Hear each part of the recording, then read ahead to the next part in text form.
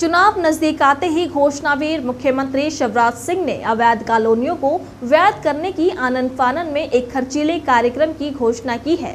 उनके मौखिक आदेश अनुसार 31 दिसंबर 2022 तक की सभी 6000 अवैध कॉलोनियां वैध होगी। प्रमाण पत्र भी वितरित कर दिए गए, जबकि लिखित अध्यादेश अभी पारित नहीं हुआ है। इंदौर में भी करीब 100 कॉलोनियों को वैध कर प्रमाण पत्र देने का भव्य आयोजन किया गया, जिसमें सांसद, महापौर सहित कलेक्टर भी उपस्थित रहे। उन्होंने कहा कि अभी प्रमाण पत्र दिए जा रहे हैं, बाकी की प्रक्रिया बाकी है। माननीय मुख्यमंत्री महोदय के द्वारा वर्चुअली आज है ना पूरी मध्य प्रदेश में और इंदौर का 100 ऐसे अवैध कॉलोनी है, उसका है ना पूरी तरीके से वैध किया गया है। इसमें पूरा प्रक्रिया है, पिछले ना 3-4 महीने से प्रशासन नगर निगम मिल करके सभी डिपार्टमेंट्स के कोऑर्डिनेट किए गए। इसमें नजुल एनओसी दिया जाना, IDA से एनओसी दिया जाना, TNCP का एनओसी दिया जाना, इवन कोऑपरेटिव हाउसिंग सोसाइटीज़ हैं उनके माध्यम से एनओसी दिया जाना। इसको हम लोग ने व्हाट्सएप ग्रुप है ना गठन करके लगातार है ना हम लोग इसको मॉनिटरिंग भी कर रहे हैं। अभी आज है ना फर्स्ट फेज में 100 ऐसे कॉलोनीज का वैध हुआ है। 196 ऐसे कॉलोनीज है ना पाइपलाइन पे हैं।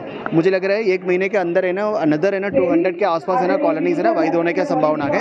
आज है ना माननीय मुख्यमंत्री महोदय के द्वारा है ना उसका कट ऑफ डेट भी चेंज किया गया है। हो सकता है कि उसमें ना और अधिक कॉलोनीज है ना उसके अंदर आएंगे।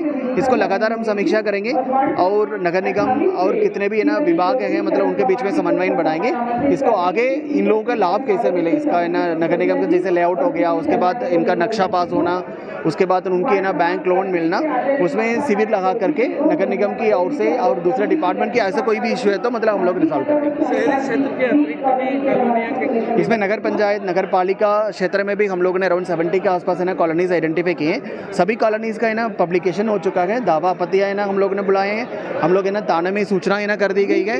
लेआउट बनाने का है ना काम है ना चल रही है। मुझे लग रहा है नेक्स्ट टाइम जब जैसे मैंने कहा है कि मतलब जून में हमारी है ना इंदौर जिले में और 200 के ऊपर है ना कॉलोनीज है ना वैध करने का काम होगा। इसमें जो एक सीलिंग की बाध्यता आ रही है, कुछ जगहों पे ग्रीन बेल्ट की बाध्यता आ रही है, नजूल की कुछ बाध्यता आ रही है जिन कॉलोनियों में, उनको लेकर क्या विचार सी कहाँ है ना मतलब है ना गवर्नमेंट लैंड है नजूल में बनी हुई है, उसमें पार्शियली मतलब है ना उसको छोड़ करके रिमेनिंग पूरा एरिया को पार्शियल लेआउट बना करके लीगलाइज करने का काम भी कर रहे हैं। कहाँ तक नजूल लैंड की बात है, मध्य प्रदेश शासन के द्वारा 2 और योजना है। एक है ना नगरीय क्षेत्र का है ना पट्टा तृतीय अधिनियम है, इसके अलावा नगरीय आवासीय भू अधिकार योजना के अंतर्गत है। ये दोनों यो में 30 साल की हम लोग है ना पट्टा दिया जा सकता है। नगरीय क्षेत्र का पट्टा तृतीय अधिनियम है, इसमें शुल्क भी नहीं है। और इवन नगरीय आवासीय भू अधिकार में भी लंबे समय से मकान है उसमें भी है ना शुल्क नहीं है। पहले धारणाधिकार हम लोग कहते थे मतलब है ना उसमें बहुत शुल्क है ना कम कर दिया गया है। इन सारे मकान शहरी क्षेत्र में बनी हुई हैं, उसका कट ऑफ डेट भी है ना मतलब 31 दिसंबर 2022 हो गया। उनका वापस है ना एप्लीकेशंस लेकर के हम लोग है ना उनको पट्टा दिया जा सकता है। उसके बाद है ना फिर नगर निगम आकर के वहाँ है ना रिमेनिंग डेवलपमेंट है वो कर सकता है। विपक्षी दलों ने इस प्रक्रिया को जुमलेबाजी और अवैधानिक बताया है, साथ ही तीखे प्रहार भी किए। वहीं कांग्रेस नेता दिग्विजय सिंह ने बोला कि घोषणा से कुछ नहीं होता, नोटिफिकेशन कहाँ है। नहीं, घोषणा की है कि नोटिफिकेशन निकला है। आज निकाल दिया, आज घोषणा की है, घोषणा है, तय हो गया, तय हो गया। तय होने से क्या होता है, नोटिफिकेशन कहाँ है? सर ये 2000 के नोट घोषणा। दिग्विजय सिंह के बयान पर कांग्रेस प्रवक्ता राकेश सिंह ने कहा कि ऐसा कोई नियम कॉलोनियों को वैध करने का नहीं है, ये घोषणा ही अवैधानिक है। मुख्यमंत्री झूठ बोल रहे हैं और अन्य मंत्री भी झूठ बोल रहे हैं। ऐसा कोई नियम नहीं है, ऐसा कोई कानून नहीं है। जिस तरीके से उन्होंने घोषणा की है कि 6000 कॉलोनियाँ वैध हैं, ना तो इन कॉलोनियों में कोई बने हुए मकान के नक्शे पास हो सकते हैं, ना कोई प्रावधान है, ना भूमि विकास अधिनियम में कोई नियम है, नगरीय विकास अधिनियम में कोई नियम नहीं है। अब बात कर रहे हैं हम कानून बनाएंगे, तो कानून बनाना इतना आसान नहीं है। कल से अगर बोलेंगे कि गांजा, भांग, चरस बेचना वैध है, तो क्या मुख्यमंत्री अगर बोल देंगे तो वैध हो जाएगा? ये ऐसी बातें कर रहे हैं वोट लेने के लिए जो ज़मीन पे कभी भी संभव नहीं है, कभी भी वैधानिक रूप से संभव नहीं है। किसी भी कॉलोनी को वैध करने की एक प्रक्रिया होती है। 10% मकान अगर बने हैं, नियमानुसार बने, रोड 9 मीटर चौड़ी है, गार्डन की ज़मीन है, कम्युनिटी हॉल की ज़मीन है, ड्रेनेज वाटर लाइन है, सब कुछ है, जब वो वैध की श्रेणी में जाती है और फिर उस पर शुल्क दंड आरोपित करके वैध किया जाता है। यहाँ अगर वैध करने जाएंगे और जिस प्रक्रिया के मुख्यमंत्री बात कर रहे हैं वो तो अवैधानिक है, संभव ही नहीं है। न्यायालय में एक दिन भी नहीं ठहर पाएगी।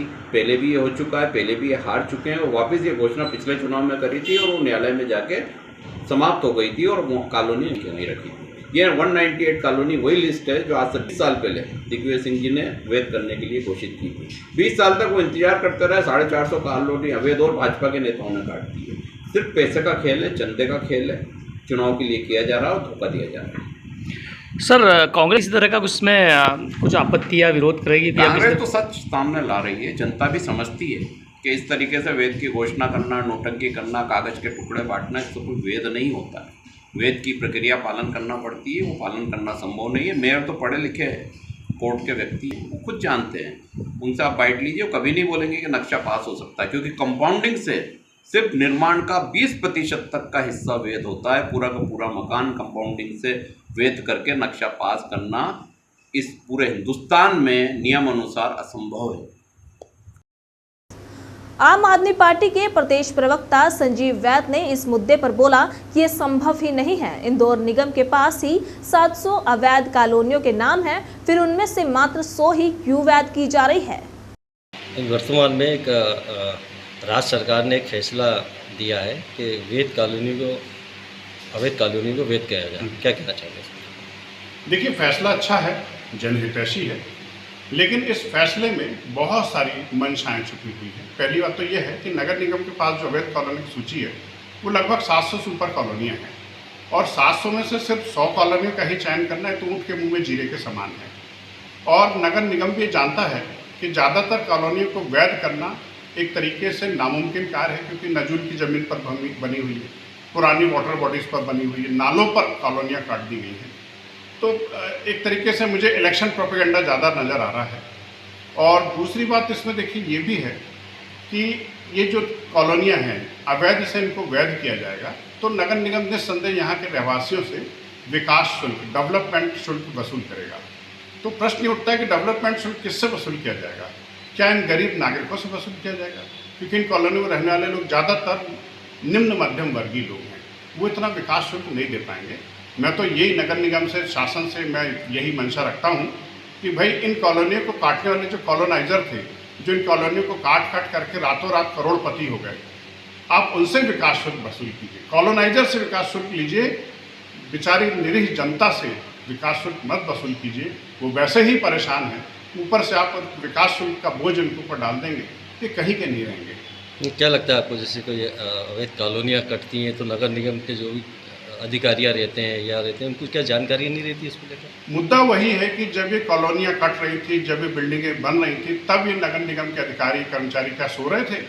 उनकी जानकारी में रहती है बातें, उनको पता रहती है सब बातें, लेकिन जानबूझ करके इनको छुपाया जाता है ताकि मोटा मोटा माल कमाया जा सके।